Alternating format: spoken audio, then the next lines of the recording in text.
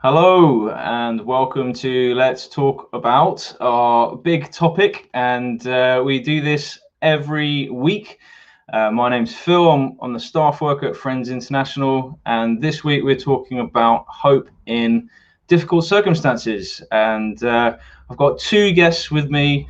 Lily isn't here today, but we've got Hugh, one of our volunteers, and a friend of his, Mark, who's going to be telling his story.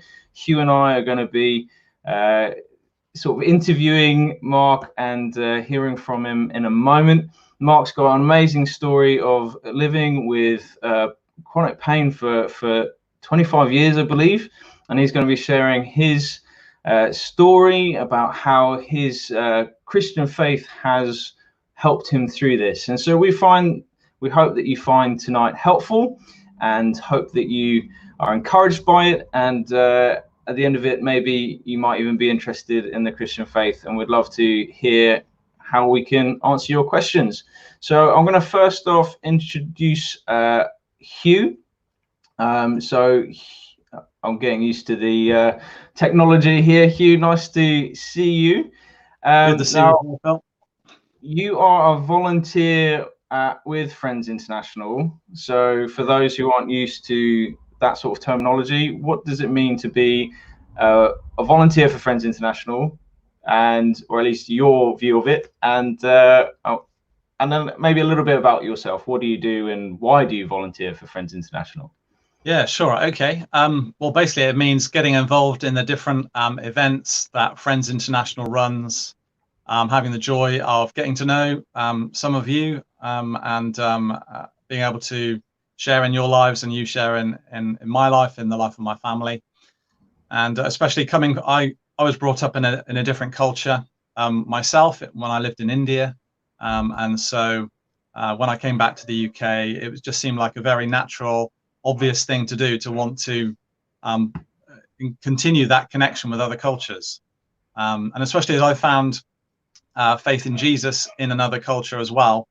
That aspect of it is a strong thing for me. But the hospitality that we do, many other things that we're involved in, it's all good. I work in IT security. That's my day job, sort of thing, and part of a church here in Guildford. Amazing, thank you. So I'm going to hand over to you to introduce Mark. So we'll see how this looks with the three of us on the screen. Mark, it's great to meet you. Hugh, over to you. Yeah. So I thought Mark would be a great person to speak to. I think his story will speak for itself, so I won't say too much about it. But I've known Mark for over 20 years, and he's been a great friend through thick and thin. So it's just a delight to be able to welcome him here this evening and have him on this. So, Mark, I just want to kick off by asking you, can you tell us a little bit about your background? Introduce yourself. Yeah, sure. My name is Mark. Yeah, I was born 60 years ago in 1959. My parents were both Christians, and I grew up attending a local Baptist church in Essex. Cool. Okay, so there's a church connection there. So what's your spiritual story in brief? Okay. Well, there was no sort of sudden change. It was a very gradual process.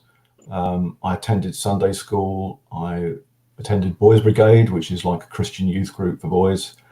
And it was regularly explained to me that I was a sinner, but I could be forgiven if I trusted Jesus, and also trusted in what he'd done for me on the cross.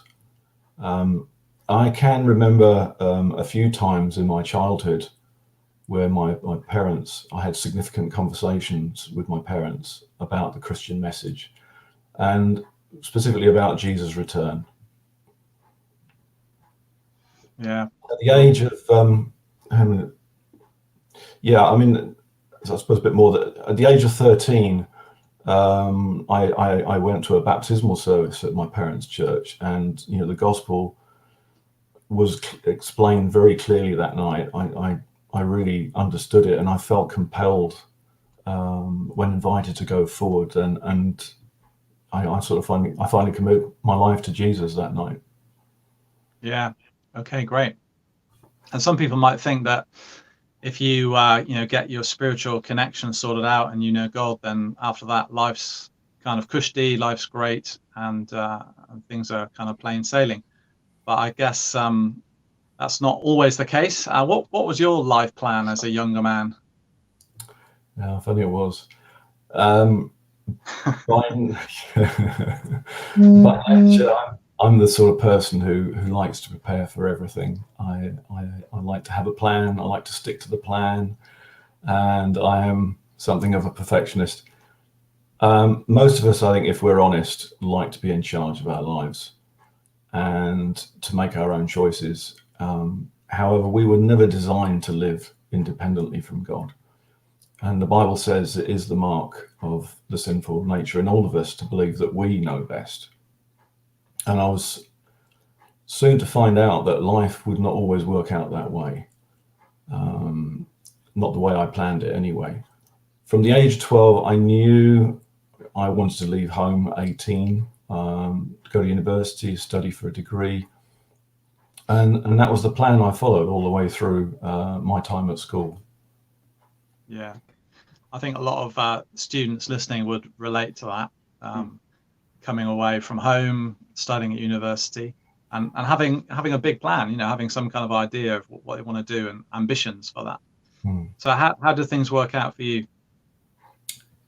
Well, I went to university. I went to the University of East Anglia, which is in Norfolk, and I studied computer science.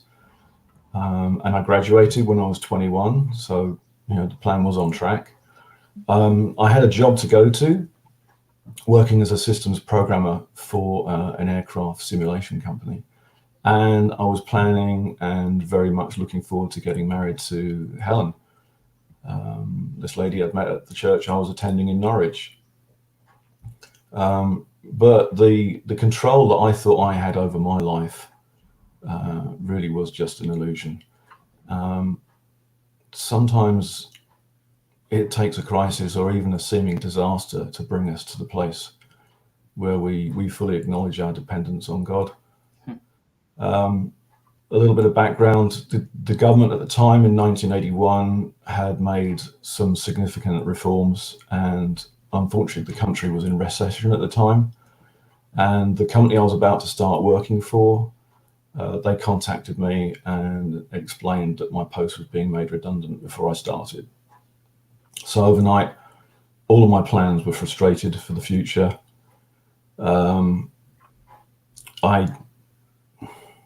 I didn't want to go home and move back in with my parents. I had a great relationship with my parents. It's just that having lived independently for 3 years, I really didn't want to go home and live under what I would call their house rules anymore. And I really wanted to stay in Norwich because that's where Helen was living and working. I can remember being in shock, and very reluctantly I signed up for sort of government support for those without work, and I moved into a hostel for young men in Norwich. So in Britain, these hostels are known as the YMCA. People may have heard of those. So again, a bit more background about the place. Up until this point in my life, the people I'd associated with at home, at school, at church, at university were all from a very similar background to me. And now suddenly I was living with 120 young men who on the face of it I had nothing in common with. Most were from broken homes, from care homes.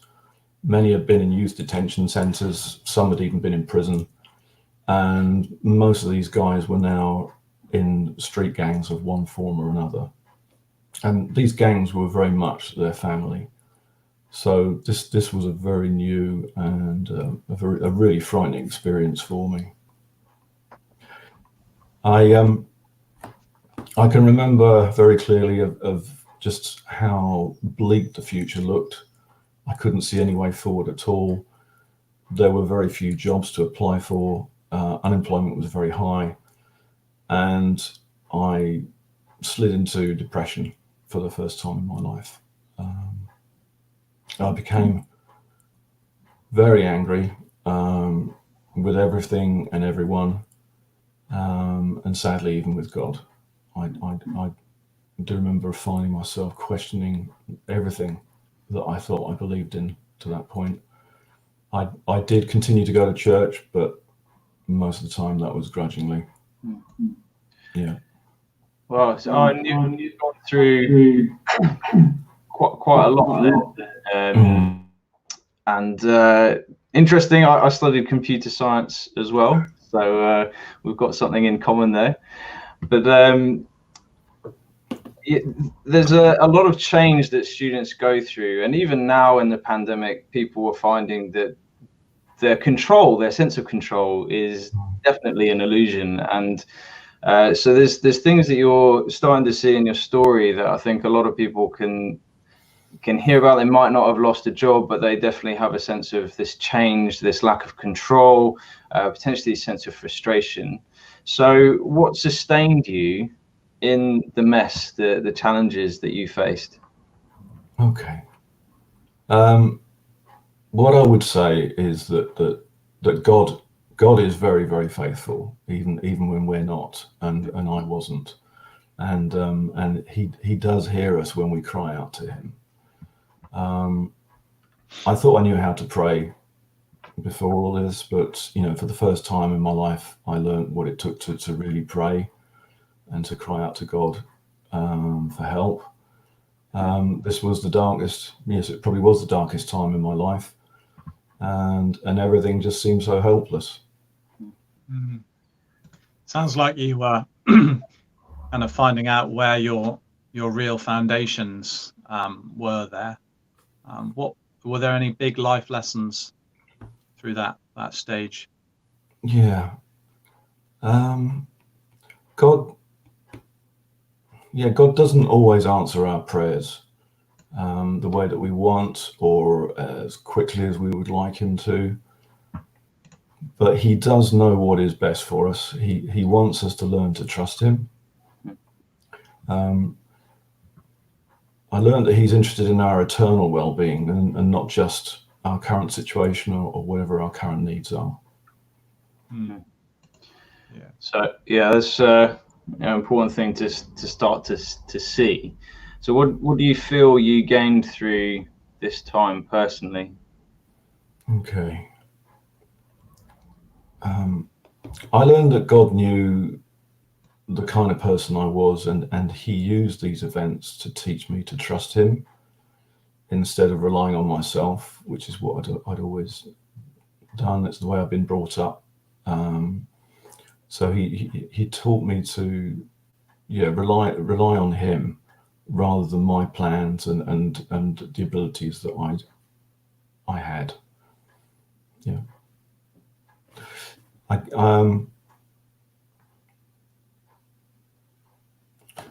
was out of work for 9 months, living in this hostel before I was offered a job to work there, and I can remember I'd been applying for numerous jobs over that 9-month period and got nowhere, had heard nothing, and I can remember that 2 weeks after I'd started working for the YMCA, I received my first sort of response to a job application, which was amazing. But it was another 9 months before I was offered a position that made use of the degree that I got and had studied for. And having started work full time, I was then able to marry Helen sort of 6 months later.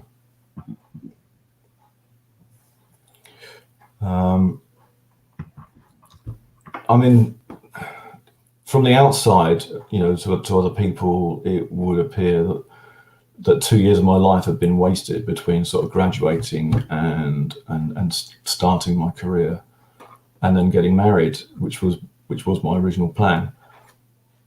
But looking back now, what I would say is that I would not want that part of my life to be any different at all. God used that situation to teach me about him and about being dependent on him. Sadly, it took 2 years because I was stubborn. I still am, and I'm a slow learner. I learned to live with people I'd avoided in the past, and it really showed me that when everything is stripped away, I really was no different to them at all. The only thing I would say is that you know, as I mentioned before, their family was the street gangs. You know, I had a heavenly Father who loved me, that they didn't know about, didn't know him. I had a loving family that most of them didn't have, and these things sort of changed my perspective on life. Yeah, it's a sometimes I guess when you get thrust into a very difficult situation, it takes a long time before you actually start to see what the lessons are and the important things that bubble to the surface that actually you can then become a kind of a hook in your life, and that you then carry forward with you, and that are quite powerful for you.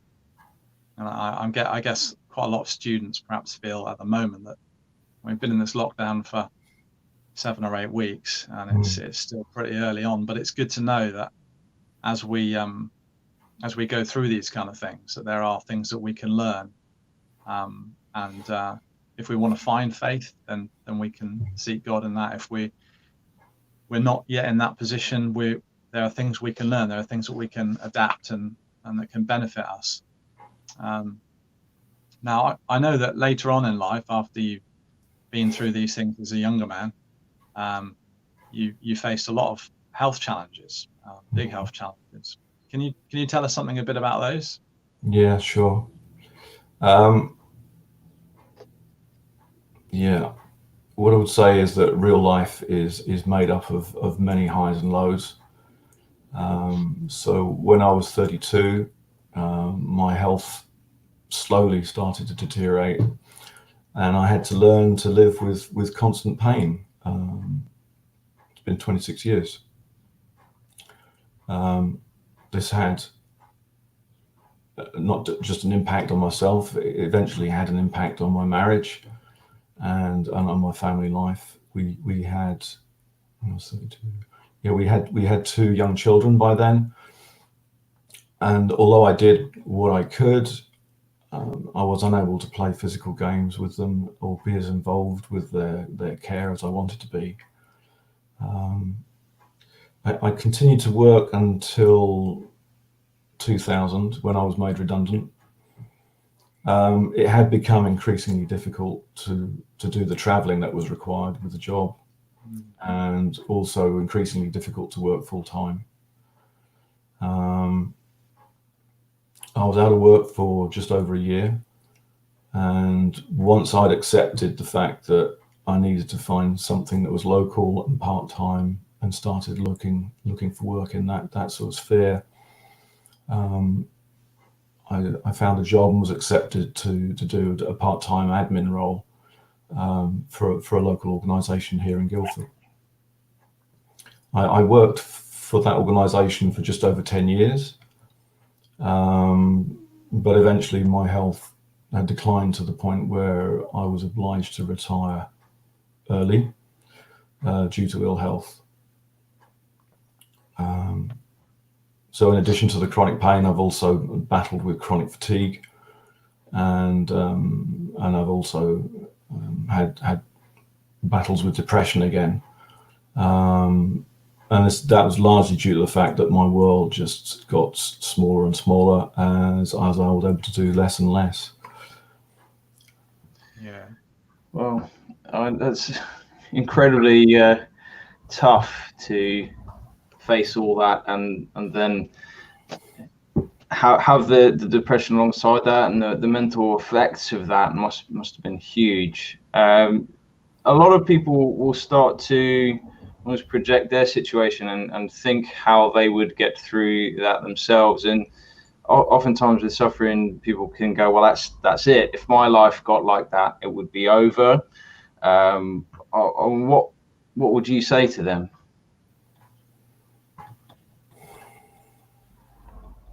I would say that I would agree with them if you believe that life is just about chance, about fortune or about material stuff, wealth and that sort of thing. However, I firmly believe in a deeper reason for life, to love and to serve and to learn from the God who made us. Jesus, who is God's son, was no stranger to rejection and suffering throughout his earthly life, and the death on our behalf was the cruelest and most degrading execution that the Romans could dream up. It says in the book of Hebrews that Jesus was tempted in every way, just as we are, yet he did not sin. Let us then approach God's throne of grace with confidence, so that we may receive mercy and find grace to help us in our time of need. God understands our weaknesses and our weakness, and he's willing and he is able to strengthen and support us if we let him. Dependence on God is not something I've found easy at all, but he has been, and he is very, very patient with me throughout this journey. Over the 25 years or so, I've been referred to numerous health professionals, and I've been prescribed various courses of treatment. I've been advised to take some pretty strong medication, but none of these treatments ever got to the root of the problem, and in fact, a lot of them actually made things worse. So during this time, it was really difficult to be positive. It seemed as if my life here would become more and more restrictive, and there was just nothing I could do about it. However, I had and have many Christian friends and family members who, were praying for me and encouraging me. Hugh was one of them. Is one of them. And then about 5 years ago, my daughter told me about a course that she'd heard of called the Lightning Process that could address chronic pain and fatigue. And I was pretty skeptical at first. I tried so many other treatments that had failed me. And I really didn't want my hopes to be raised only to be dashed again. But eventually I agreed to look into it. And after doing a lot of reading and thinking and spending time in prayer and heart searching, I attended a local course in 2018 here in Guildford with my wife. And there isn't really time here to go into the details, but the course is holistic. It's scientific in its approach, and it made a lot of sense to me. So I was prepared to trust the trainer and follow his advice. And slowly, I've begun to see improvements in my well-being and in my mental health. And I'm able to do gradually more tasks and take more exercise than I have done in years. And so slowly, my sort of shrunken world is sort of beginning to expand again. Yeah. I think it's so helpful to hear what you're saying, because I think people tend to think that Christianity is a bit of a crutch, for weak people. But actually, in this situation, you can see that perhaps the way that people tend to approach life in the context of sort of excluding God and just that we're just matter, we're just stuff. That actually that alone doesn't give us the equipment to deal with real difficulty. And so I would say, what a crutch. You know, if you can actually have something real, spiritual to lean into, when basically, in many people's book, your life is kind of taken away.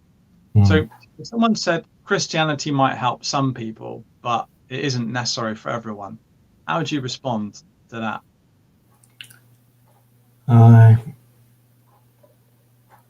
Well, personally, I believe, and I can testify that God is real,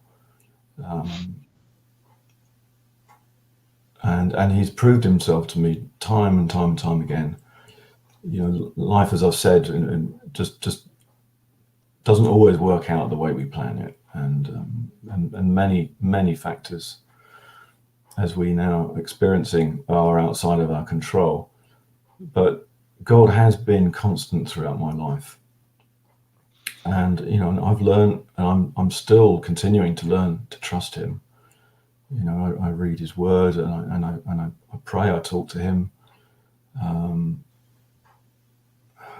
The Bible says that God wants all people to be saved and come to a knowledge of the truth.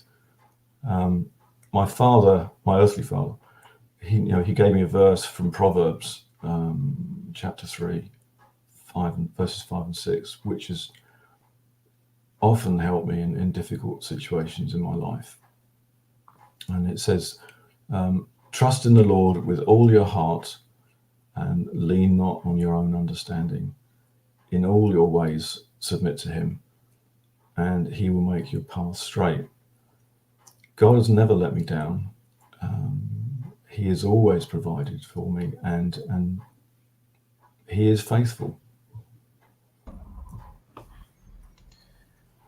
Thank you so much for sharing all of that, and it's important to follow up. I think a lot of people might have different questions, maybe be confused with some of the terms used.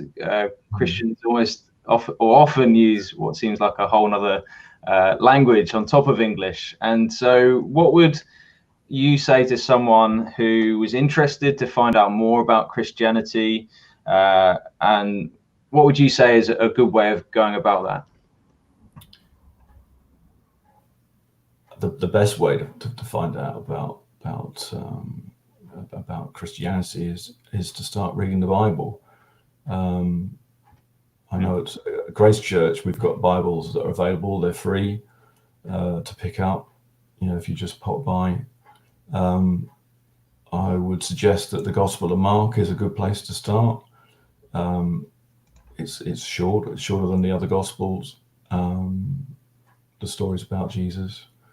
And when you've read it, any questions you have can be answered on courses like Christianity Explained or Alpha courses that are run online by the churches in Guildford and elsewhere. And something I've done more recently is I use a Bible app, which I find really useful on my phone as well. So you could download one of those. The one I use is called YouVersion. That's fantastic. Thank you. Thank you so much. Hugh, you're part of Grace Church as well, aren't you? Yeah, that's right. Yeah. Yeah. Good. Cool. Just want to say thank you both for your time tonight. And Mark, thank you for sharing your story. It's tough to come online and be open and honest, and it's taken you effort to prepare and be a part of this. So I just want to say thank you so much, and very grateful for that.